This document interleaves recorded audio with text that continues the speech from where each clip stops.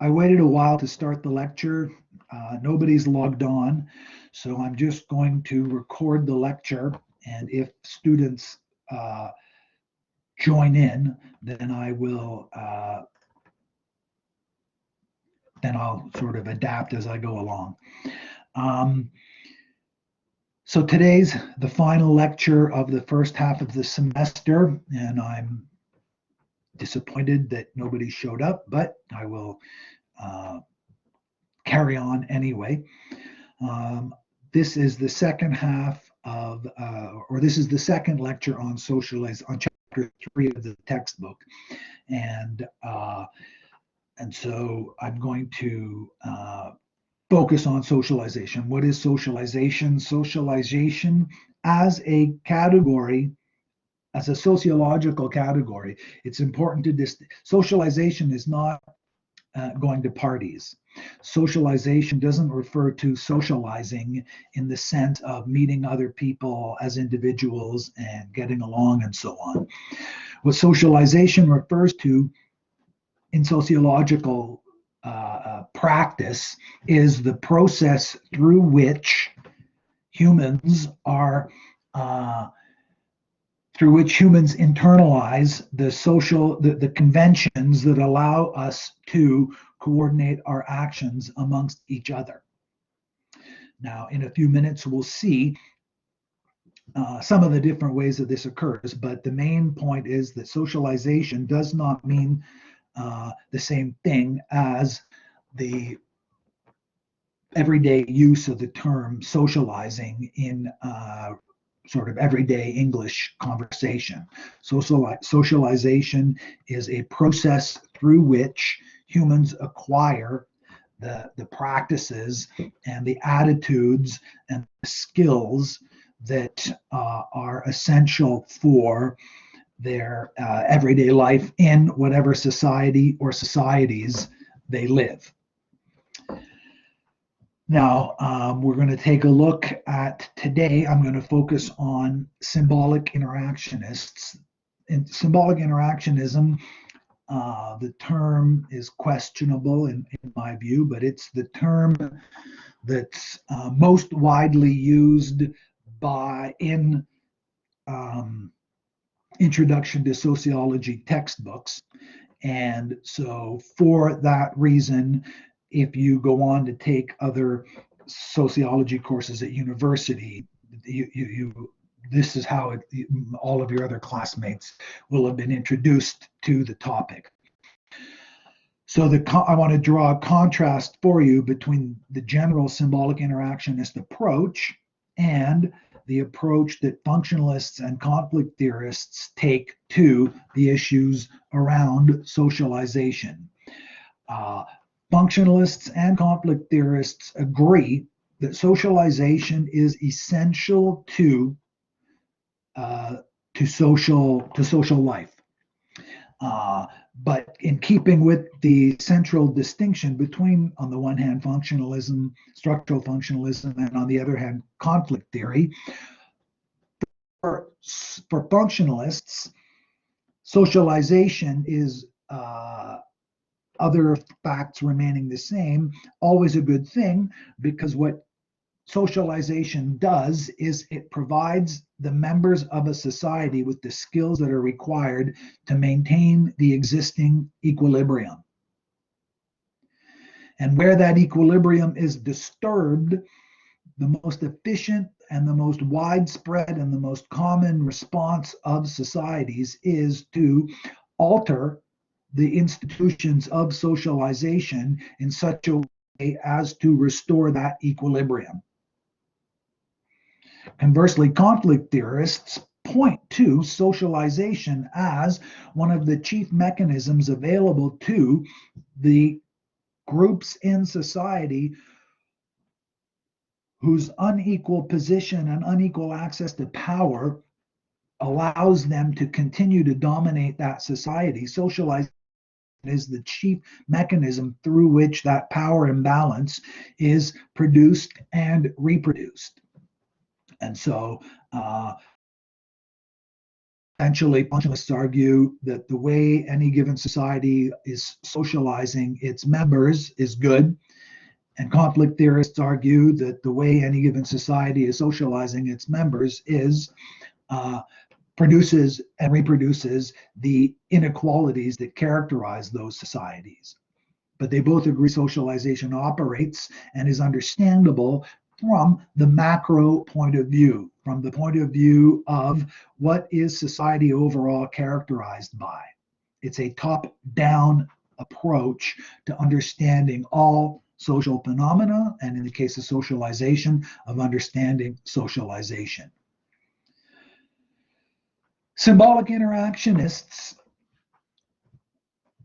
hold that this is an incomplete way of understanding, of even just describing what it's like to be engaged in all of these different social phenomena. The key motivating factors, the theoretical blind spot that symbolic interactionists are trying to correct, at least as they identify it, in both functionalists and conflict theorists, is that both of those theories, by focusing on the macro component, the macro aspect of social phenomena, end up eliminating from their view and from their description and from their explanations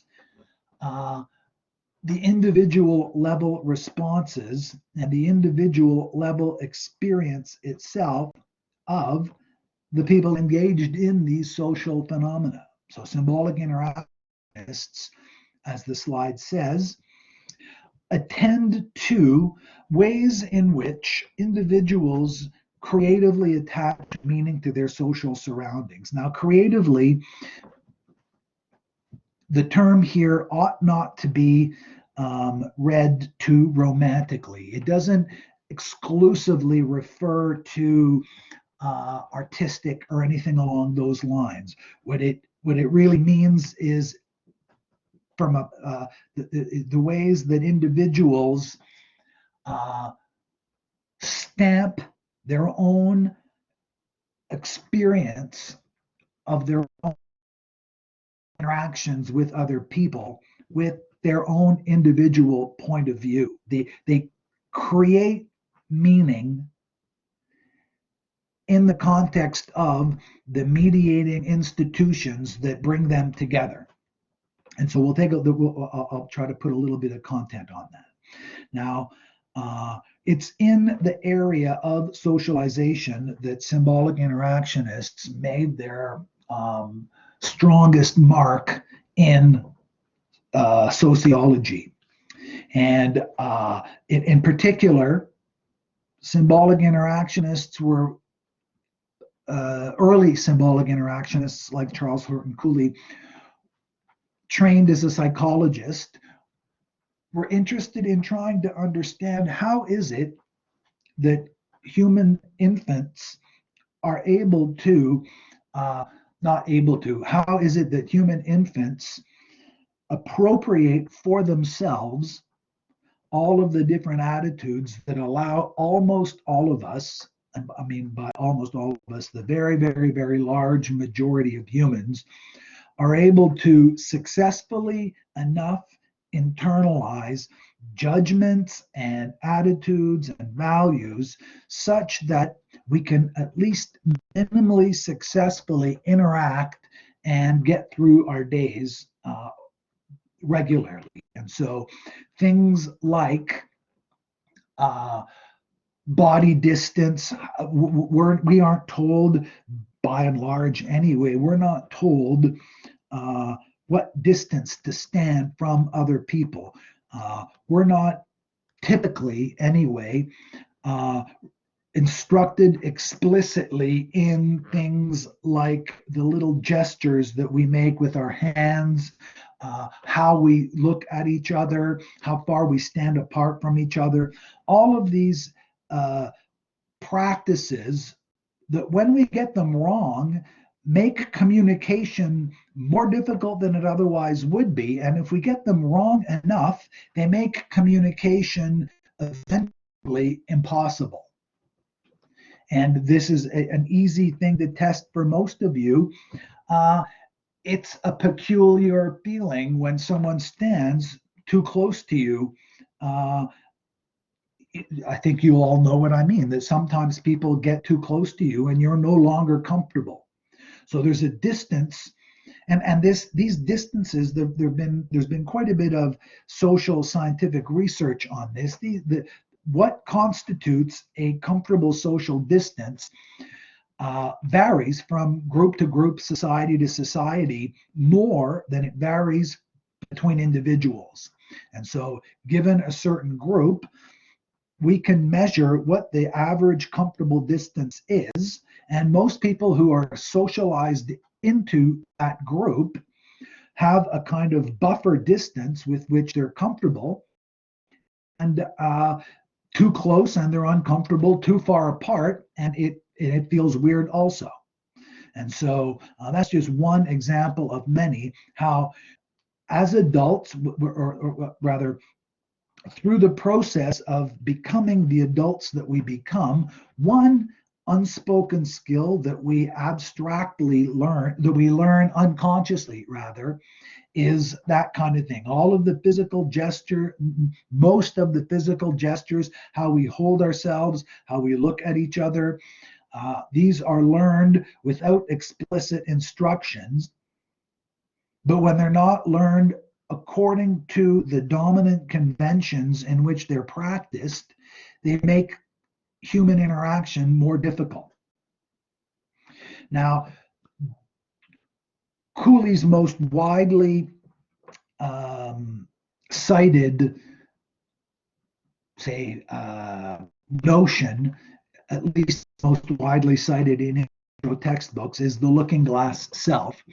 And what Cooley observed was children, but younger than a certain age, don't really see themselves in the mirror, that we don't come, that it's only over time and in time and over the course of our development as humans that we come to see that others see us, and that there's a self inside of us, and that we project that outside. And that we're only able to, that our ability to communicate with other people requires of us to be able to at least unconsciously imagine how we appear to them, and that we adapt our interactions with other people, sometimes anyway, in order to convince them to imagine us in a particular way. And so the self that we become is in part a function of how it is that we believe, and we come to believe, other people see us. And so we develop what Cooley called a self concept, and who we are, and our resilience, our ability to continue to perform small tasks or larger tasks, in the case of almost everybody, depends on the stability of that self-concept. Now, just one sec here.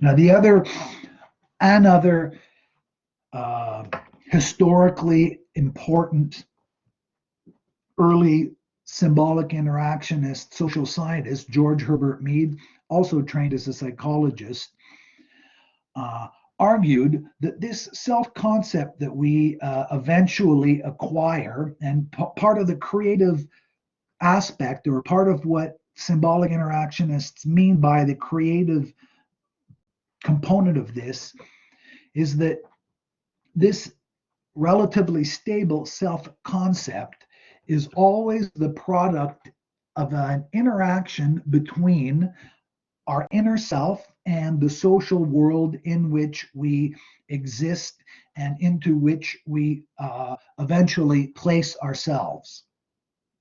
Early on, we don't do much of that. We do mostly responding. And by early on, I mean from birth until we're a certain age, 5, 6, 7 years old. But from birth to about 3 years of age, by and large, we never go anywhere. We're put places, we're taken places. But by and large here I'm talking. And over that earliest period, mostly we're receptive. Mostly we are internalizing the external world to the best that we can understand it. And that understanding is profoundly framed by the environment in which we're put, which is for most of us the environment created by our parents or the people in charge of us. And so early on in our lives, we're provided with, we're exposed to, say, and we develop our early sense of self in the context of a socially created world, the socially created world that our parents have placed us in. But we, even at that early age, it's now very, very clear that in order to internalize these values, or the internalization of these values requires activity on the part of the infant. The infant is actively engaged in responding to the cues that the parents are putting in front of that child. So language acquisition is a good example of this. Children, we now know through neurological imaging studies that from probably before birth, probably in utero, but certainly in the very first days of life, children can begin to discriminate between the sounds that their parents make and all the other sounds in the world. Their mothers and their fathers and the voices of the people around them, the children, infants, days old infants can begin to discriminate, to identify sounds that are made by the same voices and all the other sounds they hear. Likewise, infants are able to recognize the word sounds and the syllables and that their parents use, and they begin to, their brain is, there's quite a bit of disagreement among neuroscientists about the detail, but there's very little disagreement about the overall picture. The infant child's brain is the infant is born with a brain that already has the neurological tools that are required to turn human voice sounds into meaningful units. But, and this is the key point, it requires of the infant to pay attention. The infant child's brain develops an increasing ability to turn its own attention to and pay attention to its mother's voice if it's its mother that it hears the most. And so very early on, there's an active requirement for even just that little bit. And this active requirement, this is the creative component that symbolic interactionists insist is missed by much of the theorizing that's done by structural functionalists or conflict theorists, for whom in both cases the macro level, there's a very strong tendency to have the macro level explain all of the social phenomena all the way down, and to eliminate from the explanatory framework, any contribution of the individual human. And so we now have very strong scientific evidence to believe that individual humans activity are required to actively participate in, from the very earliest, from birth, they're required to actively participate in the internalizing of all of the culturally approved standards that eventually make up the skill set that at least almost all humans develop, that allow them to operate and engage in all of the different human interactions that eventually we're able to do. Now, another contribution that Mead made, oh, that slide is, I forgot to eliminate that little, sorry about this. So just pretend that functionalism isn't there. I copied the slide into an existing presentation, sorry about that. One of Mead's really lasting contributions, and the contribution is so profound that it's difficult for us to imagine that it was ever required. But in fact, it was at the beginning of the 20th century that psychologists and scientists more generally really came to fully understand that humans develop over time through stages. Prior to that, the language and the concepts that philosophers and legislators and psychologists prior to the early 20th century, there wasn't nearly the clear and broad consensus that humans develop, that the transformations undergone by humans from infancy to adulthood were developmental in nature.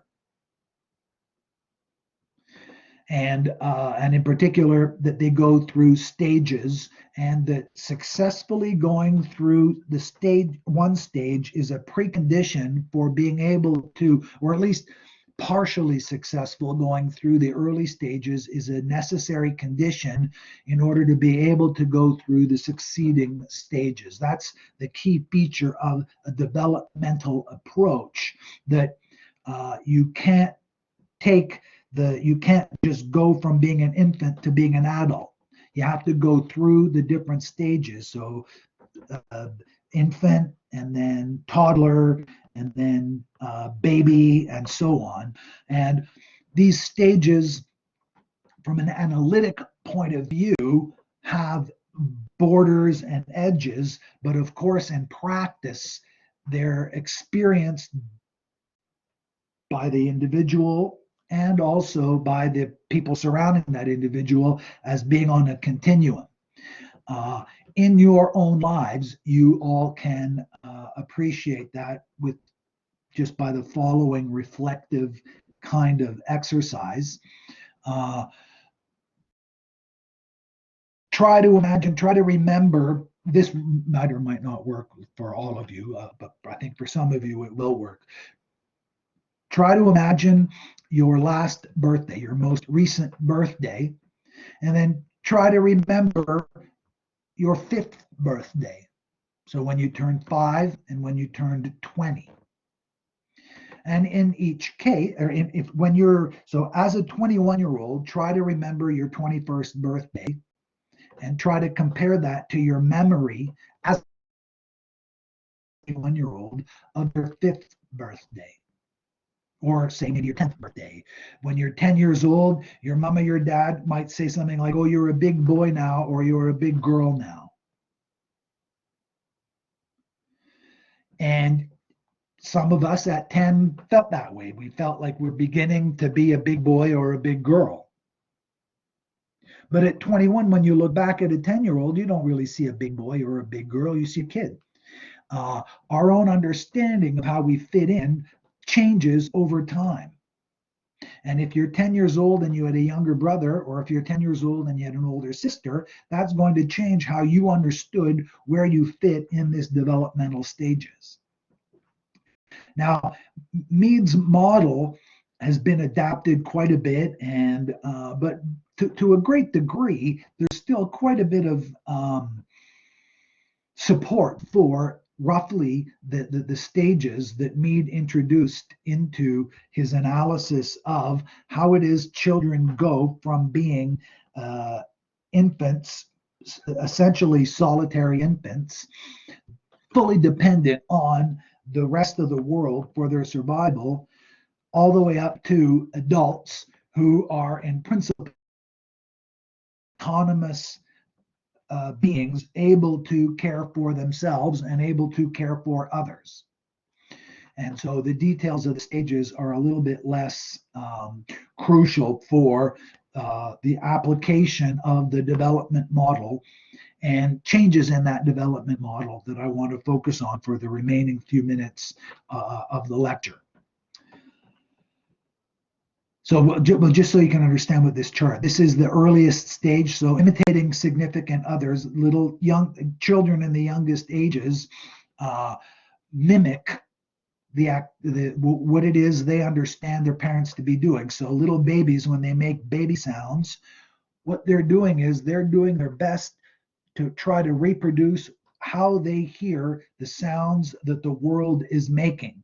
Ma, ma, ma, ba, ba, ba.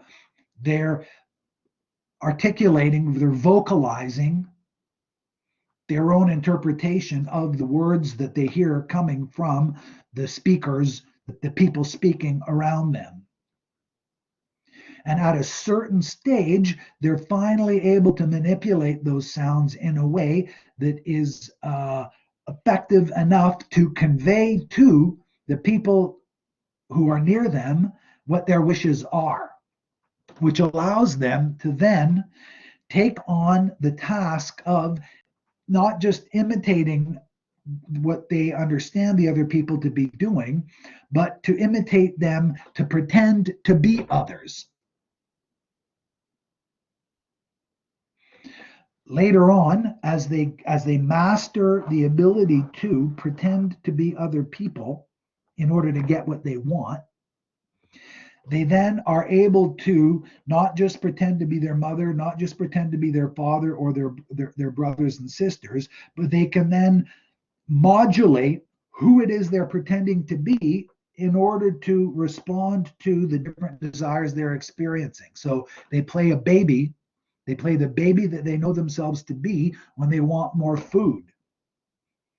But if the parent wants to stop them from doing something, then they take on the role of the older brother or the older sister or of the mother or the father in order to pursue what they take to be the realizing of desires as they see those other people successfully negotiating in the world.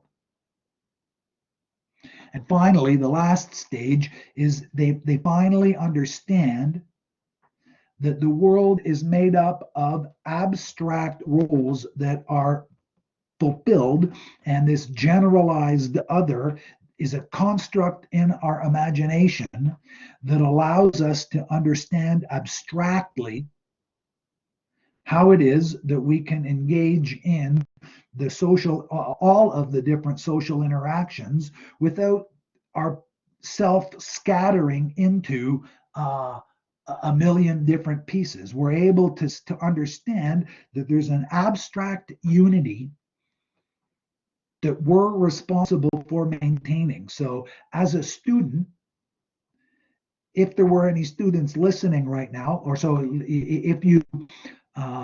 if anybody plays this, you will have gone to your computer, you'll have opened up this file, and as a student, you'll be listening to this, but I gather, I'm pretty sure, you will also have your phone open, and if a text comes up, you will be able to go back and forth between being a student and say being an employee. If your boss texts you and says, there's a shift on Thursday, can you come and work from 2 to 6?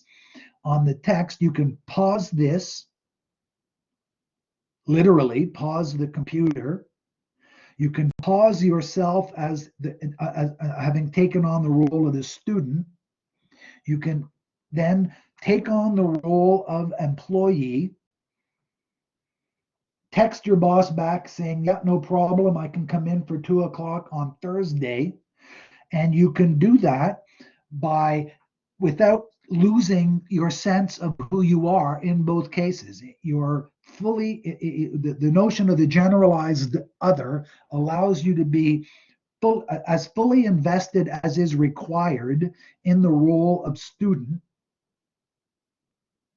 without completely losing anyway the possibility of the role of all the other roles you have in your life. Okay, so now one of the newer developments in the sociology of socialization, for most of the 150 or so years that sociology has been a discipline, one of the consequences, one of the sort of marks of the success of Cooley and Horton's developmental model, is it was assumed really that fairly early on in the course of your life, you become an adult, and really after you're an adult, very little socialization occurs. It was widely believed, it remains still fairly widely believed, but in sociology, more and more work is being done that undermines this. The notion of the self, that we've achieved a stable, unchanging self, is no longer so widely accepted. And there's all kinds of evidence to suggest that the developmental model is inadequate insofar as it commits us to some idea that our self stops changing, when you're 18 or 20 or 25. One of the reasons that occurred, or one of the reasons that many sociologists rely on or conclude to explain the fact that this is what sociology landed on, has to do with the demographics of the societies in which that sociology existed. In the early 20th century, I'll start over. It's only since, say, the 1990s anyway, that the world of work, which is the dominant world in which adults in North America and in much of the world exist, the world of paid work, the labor market world, was characterized until, say, the 90s anyway, by entering in early adulthood, remaining in that world for most of your adult life. So most people's lives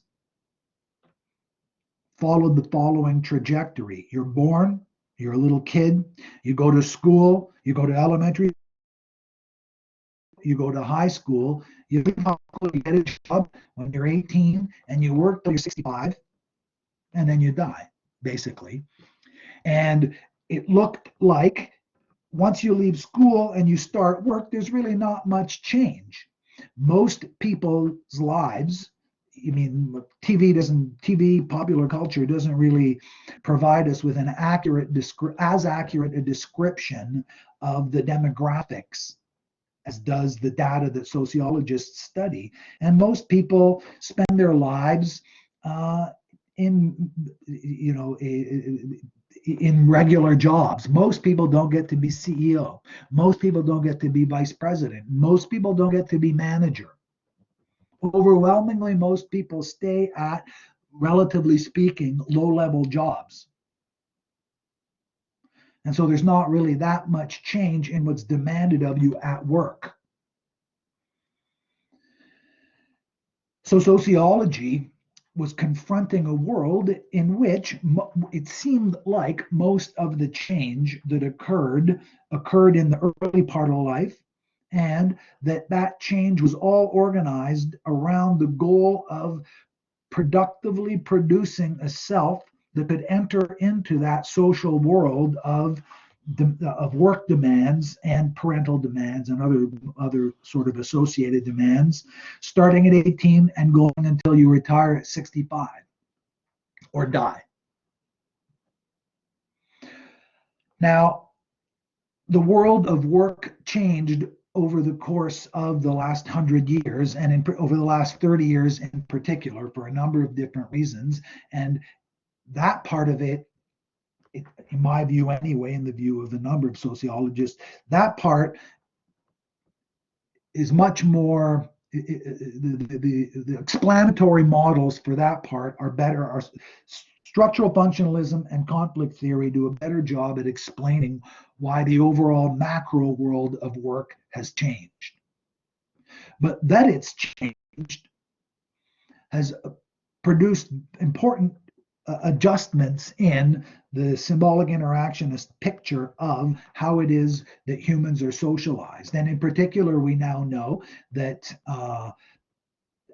over the course of that adult part of your life, there are also changes. And it's clearer, it's more immediately clear that that's the case when the world of work changes. But attending to those changes in our current situation has allowed us to rethink some of the ways that we understood socialization, even in the earlier versions where the world of work was more like you leave school and then you work for your whole life. And so what we have now is there are loads of, even stages is no longer automatically the best metaphor, the most productive metaphor to use in trying to understand what's going on in a person's life.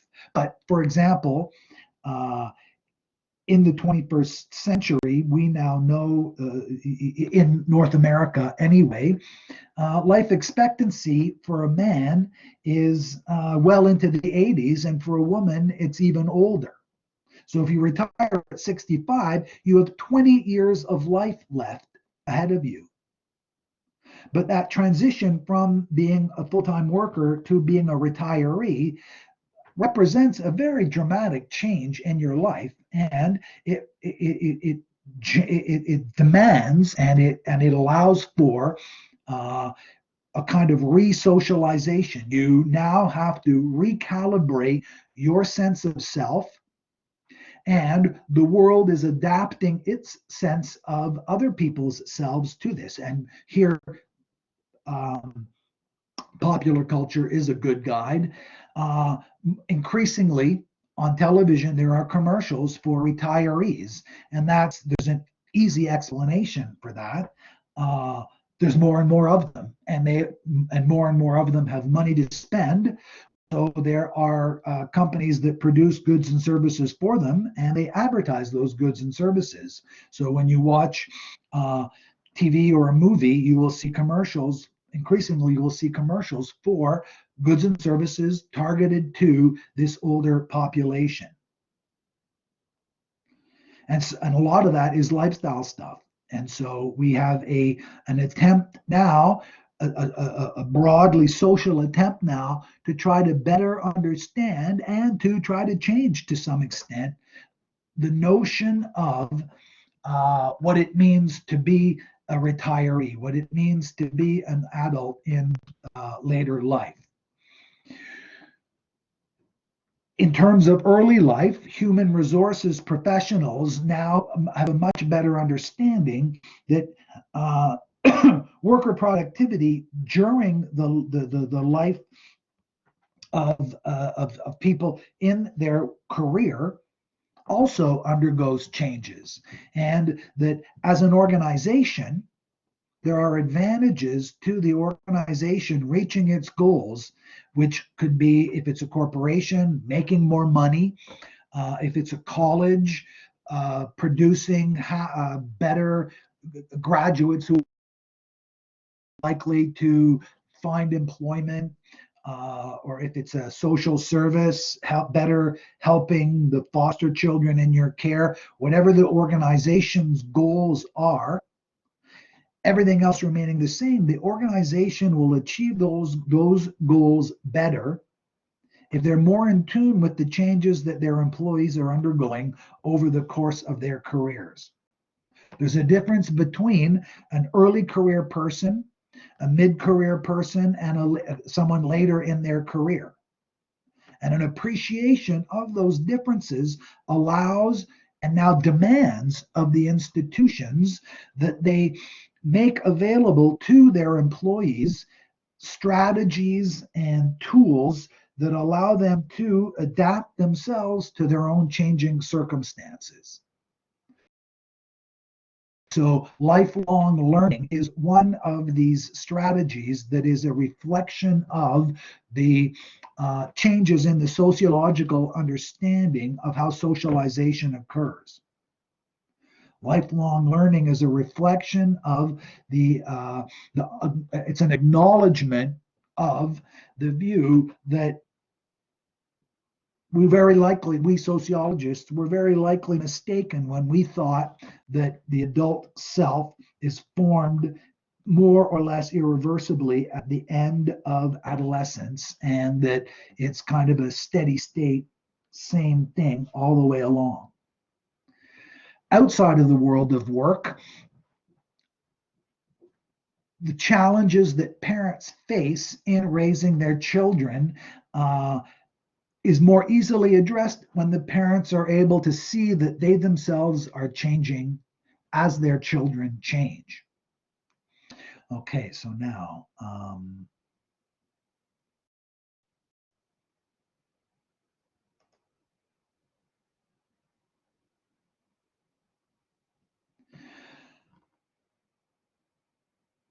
another component, and this time it's moving away from the symbolic interactionist focus, but it's an attempt to kind of graft this interactionist focus on the give and take between self and society and the macro level theories of conflict theory on the one hand and structural functionalism on the other.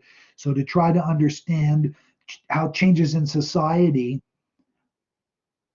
feedback onto changes in the self, and conversely, how responses at the level of the self to these changes in global structures go back and forth. And so we have now in the world of globalization an increasingly diverse range of options available for the self. There's a kind of fluidity. There's a wider and wider appreciation of the practical possibility of transforming one's self, and we have access to more and more examples of radical, some subtle or radical changes in people's lives in response to changes in their own selves, in their own conditions, in their own reality, and also changes in the external world. Older and older people, the one example among many is that the health benefits of exercise it's now widely understood and absolutely documented that health benefits accrue to people across the entire lifespan for appropriate levels of exercise. I'm never going to run 100 meters in 10 seconds. I'm never going to run 100 meters in 12 seconds even, but getting out and running, doing aerobic exercise will lower my heart. I'm 60 or 59, but I'll be 60 soon. I exercise, and by exercising, it lowers my heart rate. It helps manage my high blood pressure. It keeps me from putting on weight.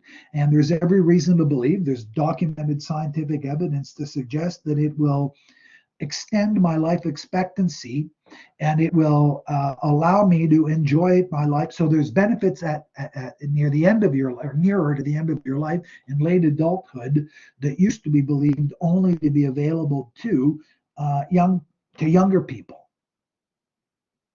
And that's just in the sort of in physical exercise, but it's now also widely documented that learning to play an instrument late in life, there's correlation, there's no causal explanation yet, but there's correlation between learning to play an instrument late in life and avoiding or delaying the onset of Alzheimer's, for example.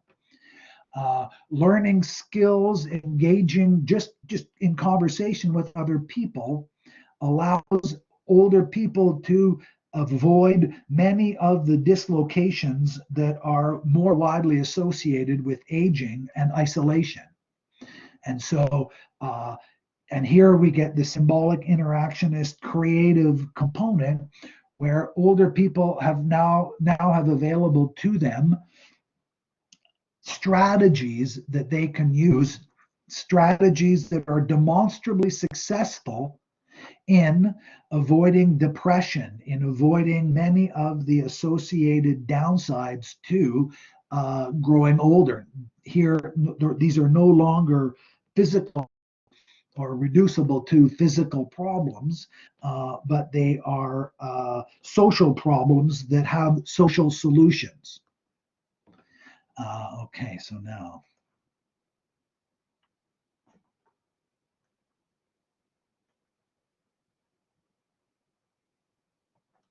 Now, another component that comes as a surprise to some people is the modernness of the very idea of childhood and adolescence and even adulthood. In 17th century Europe, say, well, even in 11th century Europe, 12th century Europe, in pre-modern Europe, almost everybody had to go to work as soon as they could. Almost everybody, I mean, they didn't have a job. The jobs didn't really exist. In 17th century Europe, they began to exist, but in 17th century Europe, still most people spent most of their day, most of their lives working in agriculture, producing, still in the 17th century, almost always just enough food to feed everybody. It wasn't always food to feed everybody. In 17th century Europe, there were still famines. And so, and also agricultural productivity was not yet high enough that significant percentages of the labor workforce could be devoted to other kinds of production. But agricultural production was organized around young people, I mean, 10-year-olds, 6-year-olds working most of the day, participating in the family unit, the family production unit in their agricultural work. And the average life expectancy in 17th century Europe was something on the order of 35 years of age. Concepts of adulthood and adolescence did not exist. There's no indication from the surviving literary texts, from the surviving letters that we have, personal letters, diaries, the legislation. Nothing suggests any idea that there was something called teenagers. Teenagers were invented.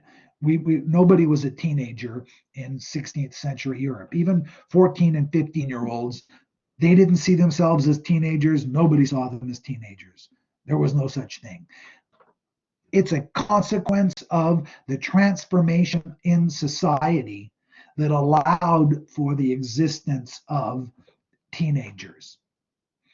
And so this is an example of the complex relationship between history and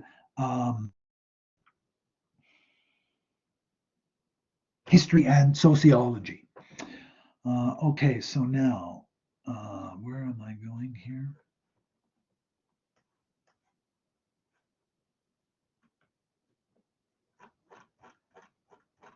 Just one second, and I'm trying to, I don't don't know what's going on with my slides here.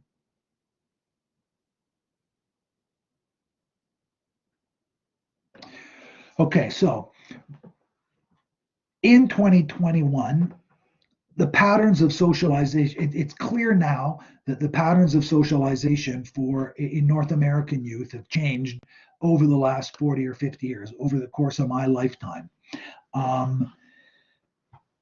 Adult supervision and guidance, so it has declined dramatically, partly as a result of smaller families, partly as a result of adults having their children later in life, and importantly, as a result of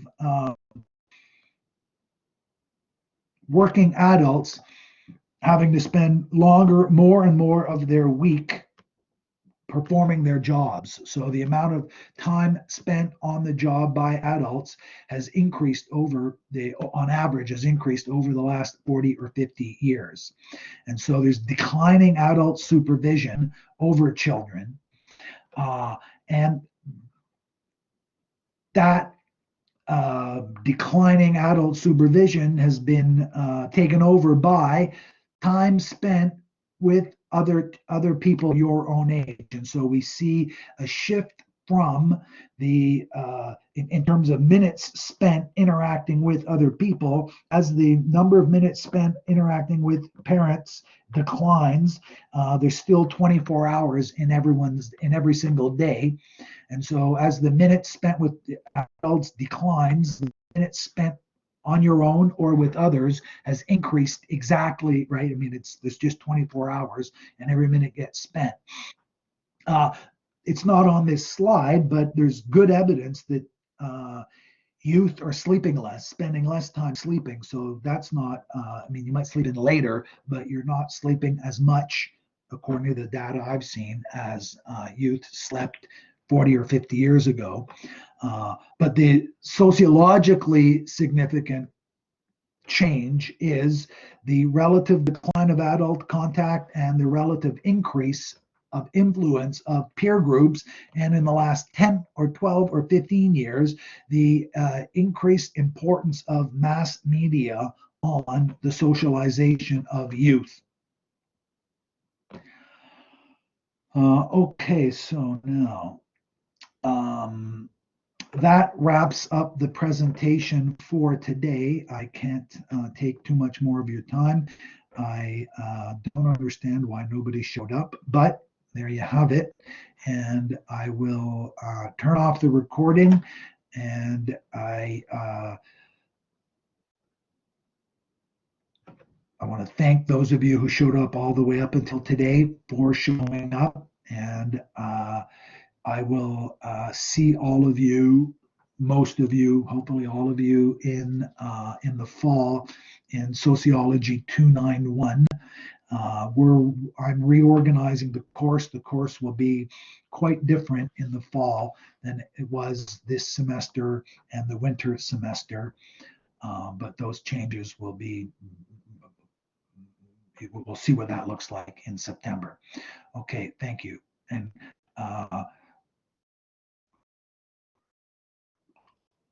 the semester will be taken over by Farzad Babadi, my colleague who's doing